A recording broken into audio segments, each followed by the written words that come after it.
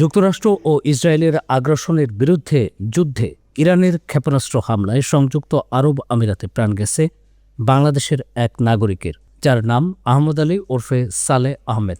শোকের ছায়ায় ঢাকা পড়েছে তার পরিবার। 72 ঘন্টা ময়েশ্চার লক সমৃদ্ধ লিলি বডি ওয়াশ, শিয়া বাটারের গুডনেস স্কিন রিপেয়ার করে রাখে সফট ও গ্লোয়িং।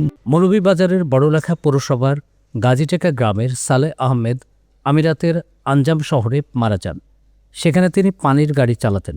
শনিবার সন্ধ্যায় গাড়ি চালানো অবস্থায় ইরানের ক্ষেপণাস্ত্রের আঘাতে আহত হন তিনি। হাসপাতালে নেওয়ার পর তাকে মৃত ঘোষণা করা হয়। 2 মার্চ সোমবার সালেহ আহমেদের বাড়িতে গিয়ে চোখে পড়ে শুনশান নীরবতা। শোকে বিহ্বল পরিবারটির সদস্যদের সঙ্গে কথা বলেছে risingbeauty.com। গত 28 তারিখ আমার আব্বা ইফতারের পরে দুবাইত আমিরাত আজমান শহর ডেলিভারি দোয়া দিছিল ফানি।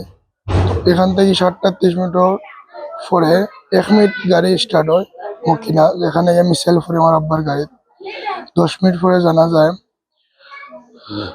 আমার আব্বা পৃথিবী ছাড়িয়ে গেছে। দয়া করে ওখান সরকারের কাছে দাবি আমার আব্বার লাশটা তাড়াতাড়ি দেশে নিয়ে পৌঁছাইতা, ওখানে আমার দাবি। যে সরকারের কাছে যে একটা দাবি যে আমার আব্বা যেন তাড়াতাড়ি দেশে আনার ব্যবস্থা করে সরকার।